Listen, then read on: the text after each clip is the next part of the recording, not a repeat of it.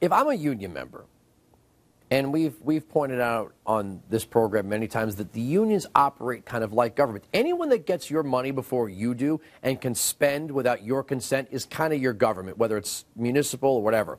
And the union members don't always have a choice. Right? Yeah, the money's taken from them whether they want. Yeah, some states actually do the collecting for the unions, but when they spent millions of dollars promoting Obamacare, some of these members might be saying, we lost that money now because we promoted something we don't like. You did it kind of without our consent, and you didn't even read it before you made us support it, whether operating the phone banks or with our money. And the unions might say, well, that's our political action money. But that's kind of like saying, well, if a low-income person is paying taxes, they're contributing to Social Security even though they're drawing from the USDA and HHS.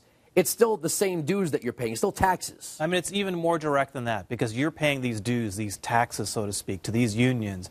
And you might not like the fact that you're paying these dues, but at the very least, you're expecting that the union leadership is going to negotiate on your behalf and get you a better deal. So when it actually turns out to be worse, your hours get cut, your health benefits get cut, you lose your job.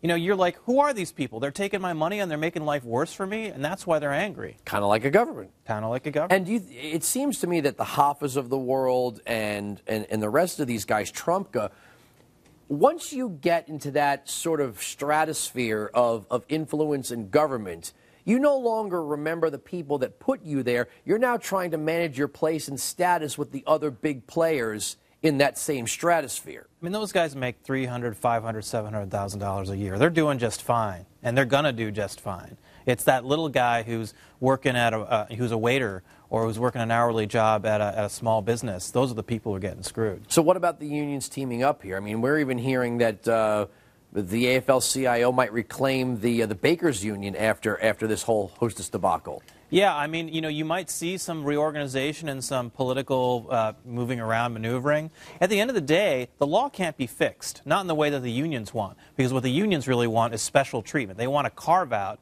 so that you can have employer-sponsored insurance with the union and get ACA subsidies, which will never happen, because the subsidies are designed for uninsured people, not for people with employer. And why should the rest of us tolerate that? You know, if you push, I mean, I know I'm talking on a principle here, not a legal perspective, but there should be no carve-outs for the people who literally organized behind this law and tried to force everybody else into it. So if it's Trumpka, if it's Hoffa, if it's Dan Taylor or any of these guys or the SEIU, the idea, that should tell every American who's not so sure about this, it's insidious if the people who push for it don't want to participate in it. If you read the actual letter from the unions, which I linked to on the blog post, if you read it carefully, what's really clear is what happened was they first went to the White House.